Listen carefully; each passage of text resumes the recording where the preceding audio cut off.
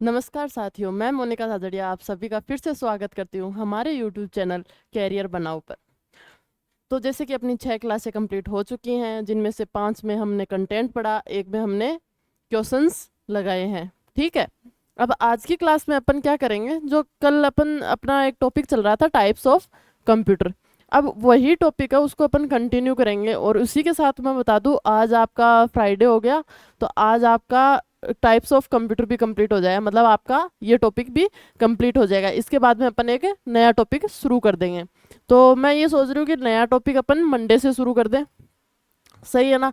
अब बचा अब कल का दिन, तो कल के दिन क्या करते हैं अपन, अभी तक जितने भी टॉपिक हुए हैं उनसे रिलेटेड एक क्वेश्चंस का मतलब क्वेश्चन बैंक लेके आए, जिसमें मतलब लगभग 50-60 क्वेश्चन हो, उससे ज़्यादा भी हो सकते हैं। ऐसे मत सोच रहे हैं 50 क्वेश्चन ही करवाएंगे, ज़्यादा भी हो सकते हैं, वो देखते हैं टाइम पे टाइम मैनेज होगा उस हिसाब से करवाएंगे। बाकी का मैं ये सोच रही हूँ कल शनिवार के दिन क्वेश्चन बैंक लेके आऊँ मैं, है ना। तो अपन वो जितने भी क्वेश्चंस आए हुए हैं प्रीवियस ईयर में वो कर लेते हैं कल की क्लास में, ठीक है। बाकी का कल अपन ने टाइप्स ऑफ कंप्यूटर किया था, कुछ टाइप बच गए थे जैसे कि अपन पढ़ रहे थे, उसमें मैंने आपको साइज के आधार पर 6 प्रकार बताए थे, जिनमें से मैंने मिनी और माइक्रो आपको बता दिया था। अब अपन आज की क्लास शुरू करें उससे पहले अपन ने जो कल पढ़ा था टाइप्स ऑफ कंप्यूटर में बेसिक सी चीज़ें, उनको रिवाइज कर लेते हैं। जिन्होंने कल क्लास नहीं ली उनका भी थोड़ा रिवीजन हो जाए, है ना। और जिन्होंने क्लास ली थी, आई होप आप लोगों ने पीछे का कंटेंट सारा पढ़ा है। मैं हर क्लास में आपको ये बात बोल रही हूँ कि पीछे का कंटेंट पढ़ते चलो, क्योंकि 10 नंबर के क्वेश्चन आ रहे हैं दिल्ली पुलिस में, ठीक है ना। चलो, अपन क्या पढ़ रहे थे, टाइप्स ऑफ कंप्यूटर पढ़ रहे थे। तो सबसे पहले अपन ने टाइप्स ऑफ कंप्यूटर में क्या पढ़ा था,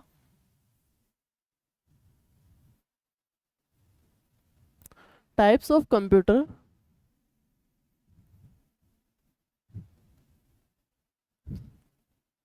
ये पढ़ा था अपन ने। लेकिन हमने टाइप्स पढ़े थे, उसमें सबसे पहले टाइप पढ़ा था, वो किसके आधार पर पढ़ा था, वर्क के आधार पर। किसके आधार पर पढ़ा था, बेस्ड ऑन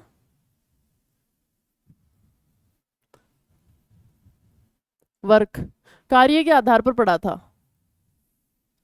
कार्य के आधार पर मैंने कंप्यूटर के कितने प्रकार बताए थे आपको, कार्य के आधार पर मैंने कंप्यूटर के 3 प्रकार बताए थे। वो कौन कौन से थे, आपको 3 प्रकार बताए मैंने। पहला कौन सा बताया था, एनालॉग बताया था, एनालॉग कंप्यूटर। दूसरा मैंने क्या बताया था आपको, डिजिटल कंप्यूटर।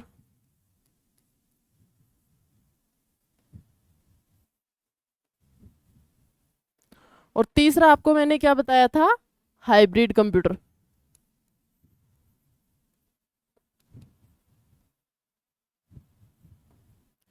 अब इन तीनों में मैंने आपको डिफरेंस क्या बताया था, कि एनालॉग कंप्यूटर कौन से होते हैं, या फिर बोले तो डिजिटल। सबसे पहले मैंने आपको ये बताया था कि डिजिटल कंप्यूटर कौन से होते हैं। डिजिटल को अपन याद रखेंगे डिजिट वर्ड से, और डिजिट अब तक अपन ने पढ़ी, उसमें क्या डिजिट पढ़ी है अपन ने, 2 ही डिजिट पढ़ी है, वो कौन सी थी आपकी, 0 एंड 1, ठीक है। 0 एंड 1 पढ़ा, तो आपका डिजिटल में वो कंप्यूटर आएंगे जो 0 और 1 पे बेस कर रहे हैं, या फिर मतलब उनका सारा का सारा काम 0 और 1 से हो रहा है, ठीक है। उसके बाद में अपन ने पढ़ा था एनालॉग कंप्यूटर। एनालॉग में मैंने क्या बताया था, वो कंप्यूटर जो आपकी भौतिक इकाई बताते हैं, फिजिकल यूनिट बताते हैं। क्या बताते हैं, फिजिकल यूनिट। एनालॉग कंप्यूटर कौन से थे, वो कंप्यूटर जो आपको फिजिकल यूनिट बताते हैं, हिंदी में भौतिक इकाई। जैसे कि आपका टेम्परेचर, प्रेशर, लेंथ, विड्थ वगैरह, ये सारी जितनी भी आपकी यूनिट्स हैं वो सारी आपका कौन बताता है, एनालॉग कंप्यूटर बताता है। फिर हमने बात की थी हाइब्रिड कंप्यूटर के बारे में। किसकी बात की थी, हाइब्रिड कंप्यूटर के बारे में। अब हाइब्रिड कंप्यूटर क्या था, इसमें मैंने ये बोला था कि भाई जो आपका एनालॉग कंप्यूटर है आपका एनालॉग है और आपका जो डिजिटल है, इन दोनों कंप्यूटर को मिला के जो कंप्यूटर तैयार किया जाता है वो आपका कौन सा हो जाता है, हाइब्रिड कंप्यूटर। ये अपन ने कल की क्लास में डिस्कस कर लिया था। इसके बाद में मैंने आपको ये भी बताया कि भाई कंप्यूटर को फिर से विभाजित किया गया। कितने भागों में विभाजित किया, 6 भागों में विभाजित किया। लेकिन इस बार किस पे किया था, किस बेस पे किया था, इस बार टाइप्स ऑफ कंप्यूटर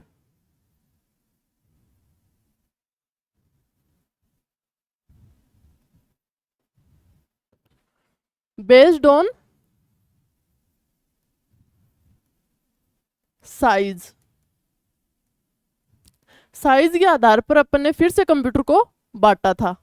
ठीक है, अब साइज के आधार पर अपन ने कंप्यूटर को कितने भाग में बांटा, साइज के आधार पर अपन ने कंप्यूटर को 6 भागों में बांटा था। कितने भागों में, 6 भागों में। पहला कौन सा था, जैसे ही साइज का नाम आता है तो अपने दिमाग में कौन सा वर्ड आता है, वह है आपका मिनी कंप्यूटर। Mini computer. दूसरा मैंने कौन सा बताया आपको, दूसरा बताया मैंने माइक्रो। तीसरा मैंने कौन सा बताया था, तीसरा मैंने आपको बताया था main frame computer. Main frame computer. उसके बाद में मैंने बताया था आपको वर्क स्टेशन। Work station. फिर मैंने आपको 4 नंबर पे कौन सा बताया था, 5 नंबर पे कौन सा बताया, एम्बेडेड। कौन सा, एम्बेडेड। आपका जो एम्बेडेड है पांचवा वो बताया। फिर 6 नंबर पे मैंने आपको बताया था मेन फ्रेम कंप्यूटर। कौन सा, मेन फ्रेम।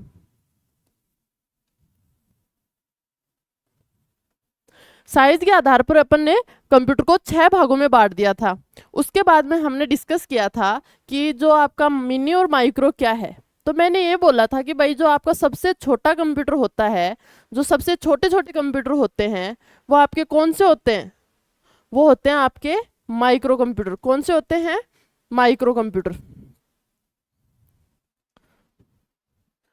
तो इसमें क्या लिखा था हमने, सबसे छोटा कंप्यूटर, सबसे छोटा। और इसमें मैंने एग्जाम्पल दिए थे, वो आपको क्या दिए थे, आप पीसी, लैपटॉप, ये सब एग्जाम्पल, या फिर बोलूँ तो आज के दिन में हम जो कंप्यूटर यूज कर रहे हैं क्लासेस वगैरह लेने के लिए या घर पर जो यूज कर रहे हैं, वो आपके सारे कौन से हो जाते हैं, वो आपके माइक्रो में आ जाते हैं। उसके बाद में हमने डिस्कस किया था मिनी कंप्यूटर। मिनी कंप्यूटर में मैंने आपको ये बताया था कि वो कंप्यूटर जिसके अंदर एक से ज्यादा प्रोसेसिंग यूनिट काम करे, या फिर कहें एक से ज्यादा सीपीयू काम में लिए जाएं, वो आपके कौन से हो जाते हैं, मिनी कंप्यूटर। ठीक है, यहाँ तक अपन ने कल की क्लास में देख लिया था। अब फिर बचे थे अपने ये बाकी के 4 पार्ट। अब हम बात करें मेन फ्रेम कंप्यूटर की। तो मेन फ्रेम कंप्यूटर अपन ने, अच्छा मैंने 2 बार लिखा है मेन फ्रेम, एक जगह सुपर कंप्यूटर कर लीजिएगा।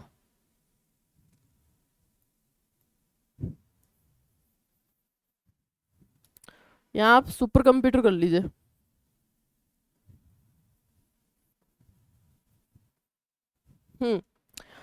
अब बात करें अपन मेन फ्रेम की।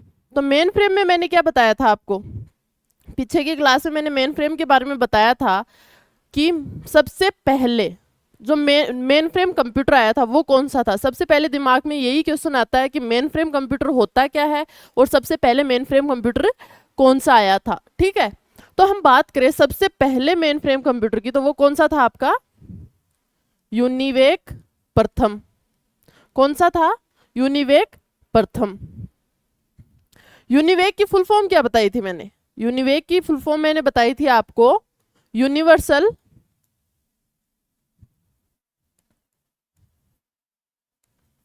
ऑटोमेटिक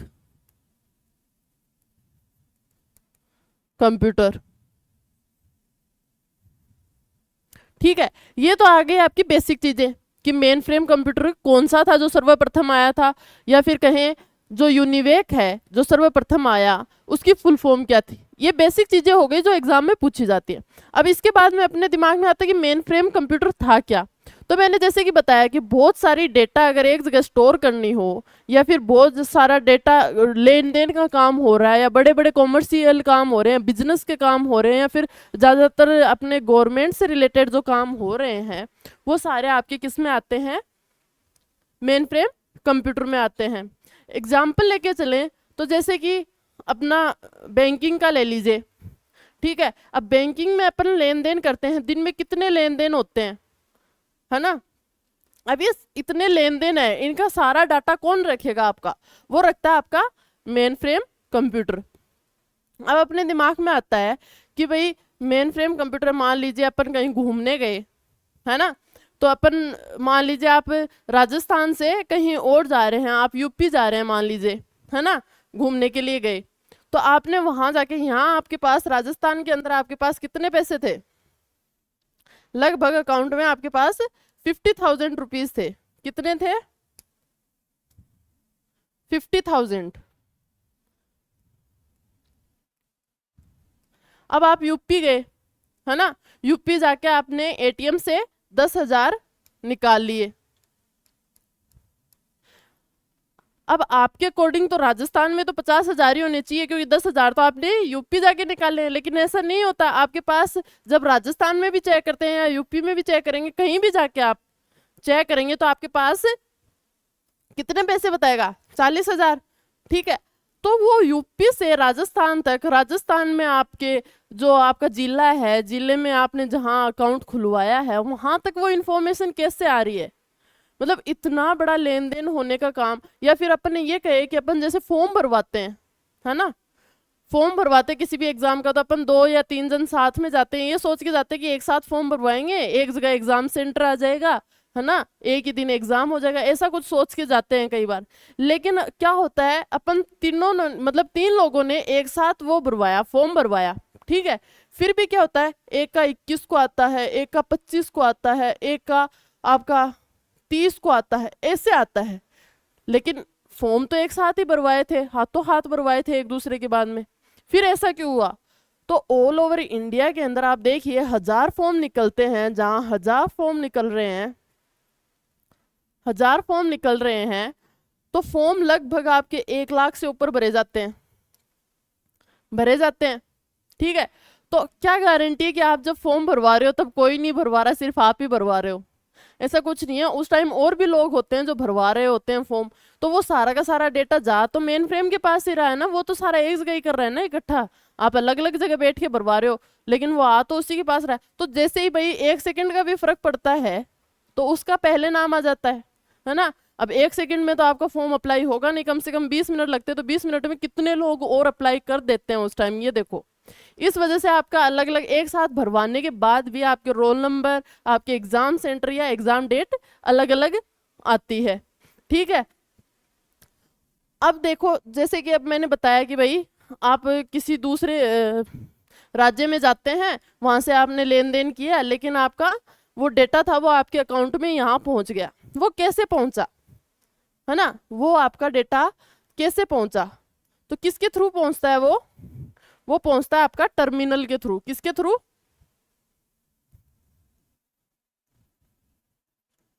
टर्मिनल के थ्रू। अब ये टर्मिनल क्या है,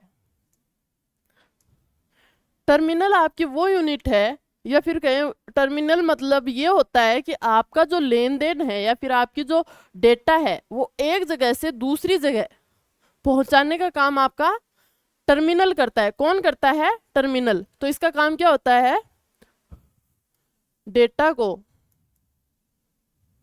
data transferring from one place to another. Hindi में लिख लीजिएगा,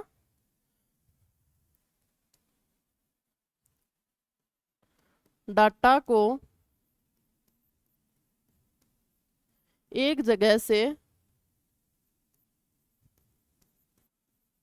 दूसरी जगह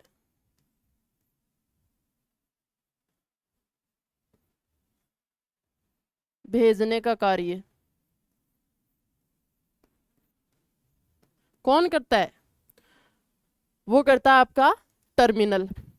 अब आपका टर्मिनल है वो कितने प्रकार का होता है? ठीक है, इससे क्वेश्चन आता है कि भाई टर्मिनल कितने प्रकार का होता है, कितने टाइप का होता है। तो हम अगर बात करें टर्मिनल टाइप की, बात करें हम टर्मिनल की,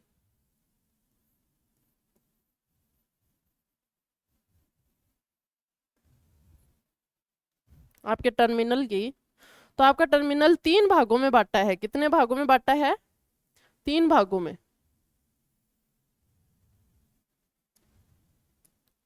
ठीक है, अब वो 3 भाग कौन से हैं? पहला है आपका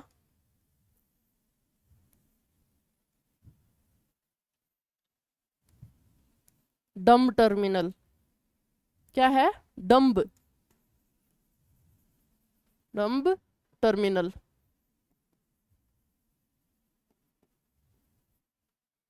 ठीक है, दूसरा है आपका स्मार्ट, स्मार्ट टर्मिनल।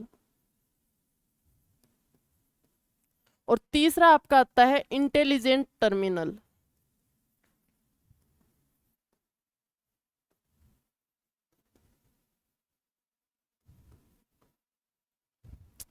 अब इनमें अंतर क्या है? आपका डम टर्मिनल है, स्मार्ट टर्मिनल है, इंटेलिजेंट टर्मिनल है, इनमें फर्क क्या है? तो अभी ये नाम पढ़ के तो इतना तो समझ में आ रहा है कि भाई इनके नॉलेज बेस पे इनको कैटेगराइज्ड किया गया है, बांटा गया है। अब डम्ब से क्या समझते हैं अपन? ऐसे नहीं बोलते क्या कि अपन स्कूल में होते हैं, तो स्कूल में होते थे तो अपनी टीचर अपन को बार बार बोलती थी हाउ डम यू आर, मतलब कितने बेवकूफ हो, या फिर मतलब आपको कुछ आता जाता है नहीं और फालतू का ज्ञान देते रहते हो ना। तो वो डम लोग जिनको कुछ नहीं आता है ना, या फिर वो किसी लायक नहीं हो, उनको जैसा बोला जाए जस्ट लाइक एन रोबोट, जैसी कमांड की जाए वो सिर्फ उतना ही काम करते हैं। उसको बोलेंगे बैठ जा तो वो बैठ जाता है, बोले उठ जा तो वो उठ जाता है, खुद के दिमाग से वो कुछ नहीं करता है ना। वो लोग कौन से होते हैं आपके? वो होते हैं डम लोग। फिर आते हैं स्मार्ट लोगों पे। डम से थोड़ी सी भाई कैटेगरी ऊपर कर दें, है ना, थोड़ी सी कैटेगरी बढ़ा दी जाए तो वो आते हैं आपके स्मार्ट लोग। मतलब ऐसे नहीं बोलते ज्यादा ओवर स्मार्ट हो रहा है, मतलब उसको जितना प्रोसेस तो वो करता है लेकिन उसके दिमाग में कुछ नहीं आता। उसको कोई बोल देता है वो कर लेता है, या फिर अपने हिसाब से भी कर लेता है, लेकिन उसके दिमाग में कुछ नहीं बैठता कि भाई हाँ ऐसे होता है, या फिर दिमाग से कोई काम नहीं करता, है ना। फिर आते हैं आपके इंटेलिजेंट लोग, क्लास के होशियार लोग, जिनको मतलब बहुत तेज दिमाग चलता है और उनके मतलब पढ़ाई में भी पूरे से पूरे नंबर आते हैं। क्लास में कुछ पढ़ाया नहीं कि उनके ऐसे कंप्यूटर की तरह, जैसे कंप्यूटर में डाल दिया वैसे एकदम दिमाग में सेट हो जाता है। कई बार तो समझ में ही नहीं आता कि ये किताब को पीक के आता है या पढ़ के आता है ना। कुछ कुछ तो ऐसे भी होते हैं जो टीचर से भी ज्यादा बता देते हैं, है ना, होते हैं ना क्लास में ऐसे लोग। तो ये 3 कैटेगरी बांटी। तो इन 3 कैटेगरी को अगर कंप्यूटर लैंग्वेज में अपन एक्सप्लेन करें तो आपका जो डम्ब टर्मिनल है वो प्रोसेस, अब इसमें 2 काम होते हैं, प्रोसेस और स्टोर करना। क्या होते हैं? प्रोसेस, क्या वो प्रोसेस करता है? अगर प्रोसेस करता है तो क्या वो उस डेटा को स्टोर कर लेता है? ये क्वेश्चन बनता है। तो मैंने बोला कि भाई वो डम्ब है, उसका दिमाग में कुछ नहीं आता है, कुछ आता जाता ही नहीं है, उसको जितना बोलो वैसा कर लेता है वो। तो इसका मतलब क्या है? वो खुद से कोई प्रोसेस ही नहीं कर रहा है, मतलब खुद से कोई काम नहीं कर रहा, तो मतलब वो प्रोसेस नहीं कर रहा। अब उसका दिमाग बिल्कुल ही नहीं चल रहा, खुद से काम ही नहीं कर सकता, तो वो इंसान स्टोर क्या करेगा? कुछ याद थोड़ी रख सकता है। उसको कुछ पढ़ने को बोल दो आप, तो मैम बोलते कि भाई तेरे को है ना कल पीरियोडिक टेबल याद करके आनी है, उसको शुरू के 5 नहीं याद होते, तो आप उससे क्या उम्मीद करते हो कि वो 30 भी याद कर लेगा? 30 छोड़ो 10 भी याद कर लेगा? नहीं होता। मतलब उसका स्टोरिंग पावर है वो एकदम डाउन है, या फिर ऐसे बोले कि है ही नहीं, तो ना वो स्टोर कर पाएगा, है ना। तो डम बोला मतलब ना तो वो प्रोसेस करता है ना वो स्टोर करता है। क्या करता है? डेटा को, जो डेटा मिली वो उधर भेज देगा, और उसको इधर से बोला वो उधर भेज देगा। जस्ट लाइक है मिट्ठू, बोले तो वो पेरेट होता है ना, जिसको अपन बोले कि हाँ ऐसे बोल, वो बोलता है, फिर उसको बोलते हैं कि उसको जाके ये बात बोल के, वो उसको बोल के आ जाता है, फिर वो कुछ मैसेज देता है, वो इधर आके दे देता है ना, मतलब इधर का उधर करता है, लेकिन उसको खुद को कुछ नहीं पता कि भाई हो क्या रहा है ना। वो काम कौन करता है? आपका डम टर्मिनल करता है। ठीक है, अब बात करें हम स्मार्ट टर्मिनल की, तो मैंने बोला स्मार्ट टर्मिनल वो होता है जो प्रोसेस तो करता है लेकिन दिमाग में उसके कुछ नहीं बैठता। बोले तो वो प्रोसेस तो करेगा लेकिन डेटा को स्टोर नहीं करता। ठीक है, पहले डम टर्मिनल था, वो आपका प्रोसेस भी नहीं कर रहा था, स्टोर भी नहीं कर रहा था, फिर उसमें थोड़ा इंप्रूवमेंट हुआ, वो थोड़ा स्मार्ट हुआ, तो उसने प्रोसेस करना शुरू कर दिया, लेकिन अभी भी उसका दिमाग काम नहीं कर रहा है, स्टोर नहीं कर पा रहा है। फिर वो थोड़ा और इंटेलिजेंट होता है ना। एक इंटेलिजेंट वाली कैटेगरी आती है, वो क्या करते हैं? वो प्रोसेस भी करते हैं, प्रोसेस भी करेंगे और स्टोर भी करेंगे। ठीक है, अब तीनों में अंतर याद ऐसे रखना है आपको कि जो डम था, जिसका दिमाग बिल्कुल नहीं चल रहा था, उसको कुछ नहीं आता, मतलब ना प्रोसेस ना स्टोर, थोड़ा सा स्मार्ट हुआ तो उसने प्रोसेस करना सीख लिया, लेकिन याद उसके आज भी नहीं है, मतलब स्टोर उसके आज भी नहीं है। इंटेलिजेंट है, इंटेलिजेंट है उसका मतलब वो दोनों काम करता है, प्रोसेस भी करता है और आपका स्टोर भी करता है। ठीक है, अब देखो स्मार्ट और इंटेलिजेंट में कंफ्यूजन हो सकता है, क्योंकि कई बार इंटेलिजेंट से ज्यादा अपन स्मार्ट समझ लेते हैं, लेकिन ऐसा नहीं है। स्मार्ट ऐसे याद रख लेना कि आप ओवर स्मार्ट होना, मतलब उसको कुछ आता जाता नहीं है, ज्ञान देता रहता है बस, है ना। तो वो आपका ओवर स्मार्ट से इसको याद रख लेना, और इंटेलिजेंट वो होते हैं जो क्लास के टॉपर होते हैं। ठीक है, अब जो आपका मेन फ्रेम कंप्यूटर है उसको हम एक वर्ड से और जानते हैं, वो क्या है? Multi user computer.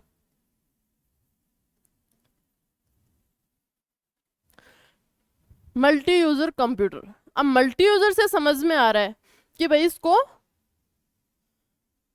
मल्टी मतलब एक से ज्यादा लोग, है ना, बहुत सारे लोग काम में ले सकते हैं, या फिर बोले तो ये बहुत सारे प्रोसेस एक साथ कर सकता है। ठीक है, मल्टी यूजर से, मल्टी से याद रखना कि एक से अधिक, मल्टी से क्या याद रखोगे?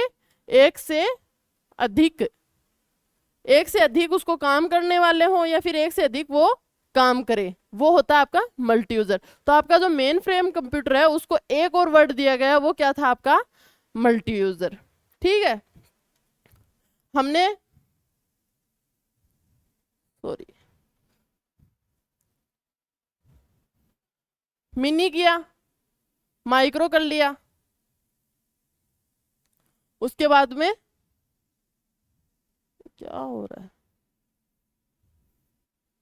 मेन फ्रेम भी कर लिया, अपना मिनी हुआ, मिनी हुआ, माइक्रो हुआ, मेन फ्रेम हुआ। अब बात करें हम वर्क स्टेशन की, तो वर्क स्टेशन में क्या होता है कि मतलब ये काम ऐसे करता है कि ये होता तो माइक्रो कंप्यूटर की तरह ही है। कैसे होता है? माइक्रो कंप्यूटर की तरह, सेम वैसे ही छोटा सा होता है, मतलब ले जाने लाने में आसानी होती है, सारी की सारी मतलब माइक्रो वाली ही चीजें हैं, वैसे ही बना हुआ होता है, लेकिन थोड़ा क्या होता है, ये एडवांस लेवल का होता है। क्या होता है? एडवांस लेवल का। अब एडवांस लेवल बोले तो क्या है? आपका work station, work station computer.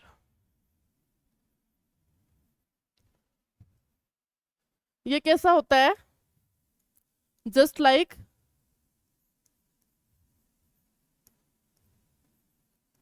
Micro,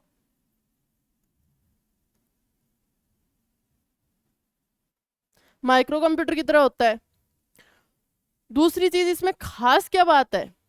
खास ये है कि जो आपकी 3D मूवीज होती हैं, फिर 3D वर्क होता है, एनिमेशन होते हैं, गेमिंग होती है, ये सारा जो मतलब प्रोसेस करवाया जाता है या फिर बनाया जाता है, या फिर इनमें कोई मिस्टेक हो उनको ठीक किया जाता है अलग अलग डायरेक्शन से देख के, है ना।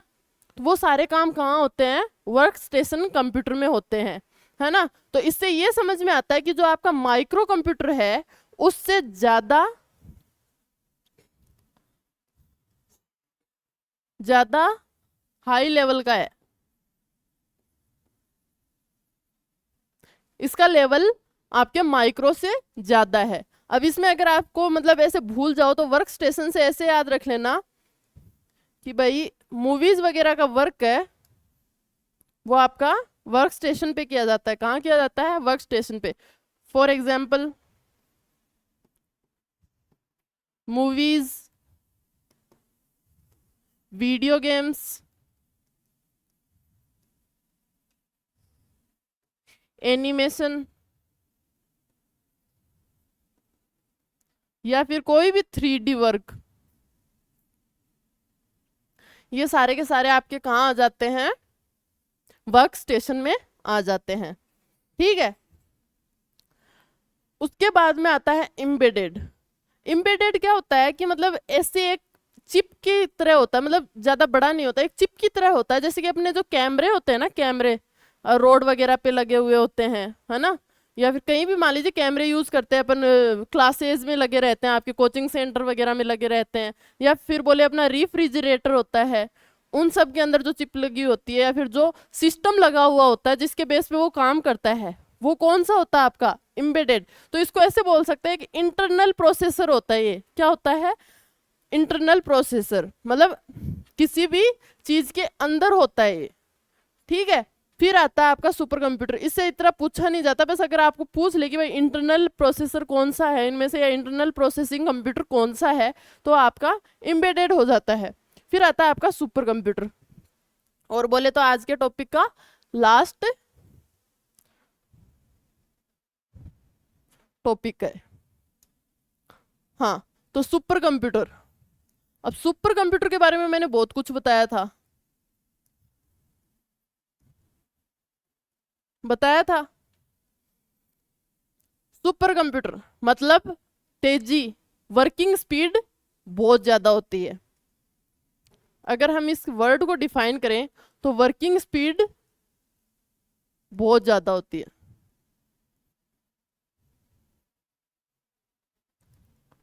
वर्किंग स्पीड बहुत ज्यादा होती है। उसके अलावा अगर आप बात करेंगे स्टोर की, स्टोरिंग कैपेसिटी, वो भी बहुत ज्यादा होती है। ठीक है। अब सुपर कंप्यूटर के बारे में मैंने बोला था कि भाई सुपर कंप्यूटर, पहला सुपर कंप्यूटर कौन सा था? बताया था मैंने, ये पीछे की क्लास में ही बताया है। तो मैंने जैसे ही बोला था कि सुपर कंप्यूटर का नाम आता है तो आपका कौन सा आता है? CDC 6600। याद आया? मैंने ये बोला था कि CDC 6600 बनाया गया, लेकिन इतना मतलब सुपर कंप्यूटर बोलने जितना स्पीड से काम कर नहीं रहा था, तो इसमें थोड़ा और चेंजमेंट किया, है ना। तो किसने किया? पहले तो ये कि सुपर कंप्यूटर के फादर किसको कहा जाता है? कौन थे? सिमर ग्रे। आपकी ऐसे याद रख लेना, सिमरन के नाम से सुपर फास्ट ट्रेन में भाग के चढ़ती है ना DDLJ के अंदर। तो वैसे सिमरन है वो सुपर फास्ट कंप्यूटर के फादर है।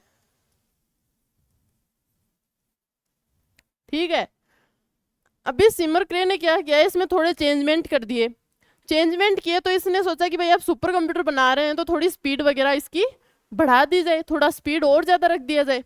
तो स्पीड ज्यादा की, या मतलब उसमें थोड़ा चेंजमेंट किया। उसके बाद में जो मतलब सुपर कंप्यूटर बनाया गया वो कौन सा था आपका? वो था क्रे 1 या क्रे फर्स्ट, अपने नाम पर ही नाम रख दिया।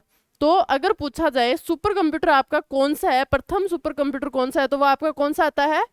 क्रे फर्स्ट आता है। लेकिन अगर दोनों ऑप्शन दिए हुए हों तो CDC 6600 को प्रायोरिटी देनी है। ठीक है। उसके बाद में मैंने ये बताया था कि जो आपका लेटेस्ट सुपर कंप्यूटर है, लेटेस्ट सुपर कंप्यूटर है वो कौन सा है? जापान के फुप्पा जी। कौन? जापान ने बनाया था। फुफाजी मतलब फुगाकू।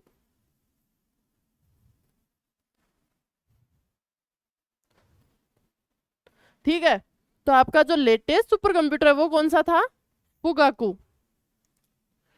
इसके अलावा मैंने इंडिया का भी बताया और लेटेस्ट भी बताया था। ठीक है, ये सारी चीजें मैंने पीछे की क्लास में डिस्कस की थी। अब बात करें हम सुपर कंप्यूटर के बारे में, तो इसमें क्या होता है, जो आपकी प्रोसेसिंग चिप होती है या फिर प्रोसेसिंग यूनिट होती है वो बहुत ज़्यादा हाई लेवल की होती है। हाई लेवल की होने के साथ में इसमें जो प्रोसेसिंग चिप लगाई जाती है वो हजारों से भी ज़्यादा होती है, इसीलिए इसकी स्पीड इतनी ज़्यादा होती है। तो high level processor high level processor हजार से भी हजार प्लस लगाए जाते हैं, जिसके कारण इसकी स्टोरेज या फिर स्पीड बहुत ज़्यादा हो जाती है। अब इसी के साथ में अगर बात कर लें आपका स्टोर के मामले में या स्पीड के मामले में बात करें, तो सबसे पहले हमने बात की थी माइक्रो की, माइक्रो कंप्यूटर। याद रखने की ट्रिक बता रही हूँ। इससे ज़्यादा किसकी है? इससे ज़्यादा आपकी मिनी कंप्यूटर। इससे ज़्यादा किसकी बताई मैंने? Main frame computer. और इससे भी ज़्यादा किसकी होगी? Super computer.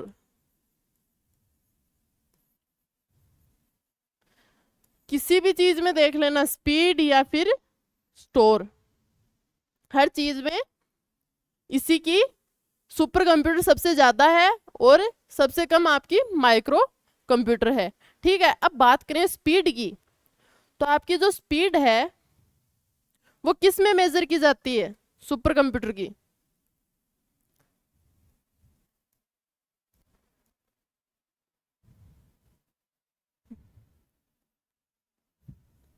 Speed of super computer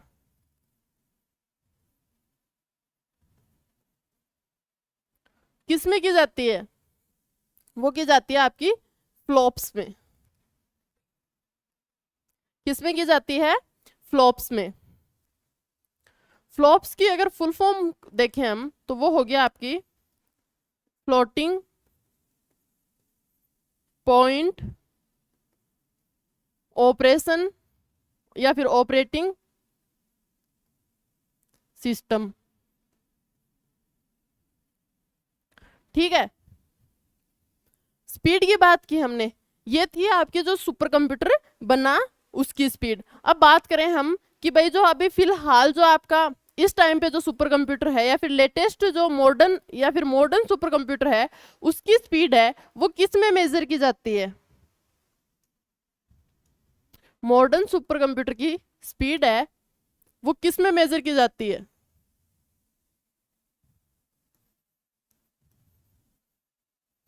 modern super computer speed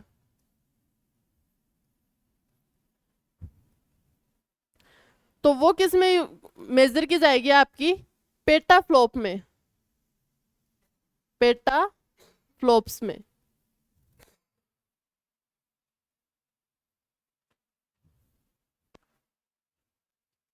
flops,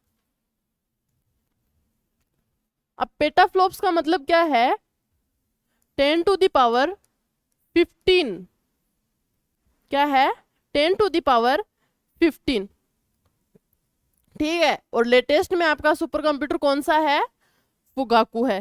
अब हम बात करें एक दो सुपर कंप्यूटर की, तो एक नाम आता है बार बार, अनुपम।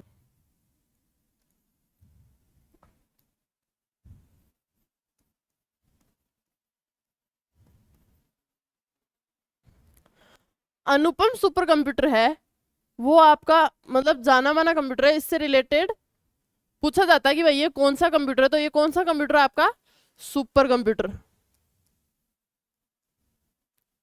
ठीक है। उसके अलावा इसको पूछा जाता है इसमें एक और चीज, वो है कि भाई इसको किसने बनाया था या फिर किसने लॉन्च किया था, वो कौन सी कंपनी थी आपकी, बार्क। कौन सी है, बार्क। बार्क में बी का मतलब है भाभा,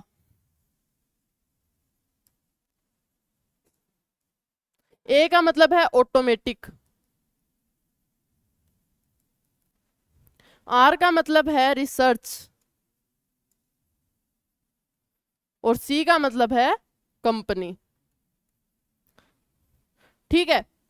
आपका जो अनुपम कंप्यूटर है वो एक सुपर कंप्यूटर है। इसके अलावा इसको किसने बनाया था, वो बनाया था बार्क ने। इसके अलावा एक और कंप्यूटर की हम बात करें तो वो आपका है फ्लो सॉल्वर। कौन सा है, फ्लो सॉल्वर। अब फ्लो सॉल्वर है, ये कंप्यूटर किस लिए बनाया गया था, ये भी एक सुपर कंप्यूटर है। किसके लिए बनाया गया था, डीआरडीओ के लिए बनाया गया था। किसके लिए बनाया गया, डीआरडीओ के लिए। ठीक है। और बनाया किसने था, वो थी आपकी एनएएल कंपनी ने। ठीक है। ये थे कुछ सुपर कंप्यूटर, जैसे कि अनुपम और मैंने आपको बताया फ्लो सॉल्वर। ठीक है। ये बनाया जरूर था, एक चीज और, फ्लो सॉल्वर है ये डीआरडीओ के लिए बनाया जरूर था, लेकिन डीआरडीओ ने इसको काम में नहीं लिया था। डीआरडीओ से इसमें मतलब काम हुआ नहीं था, ऐसे भी बोल सकते हैं। तो डीआरडीओ के लिए फिर दूसरा सुपर कंप्यूटर बनाया गया था जिसका नाम पेस था। क्या था, PACE, पेस।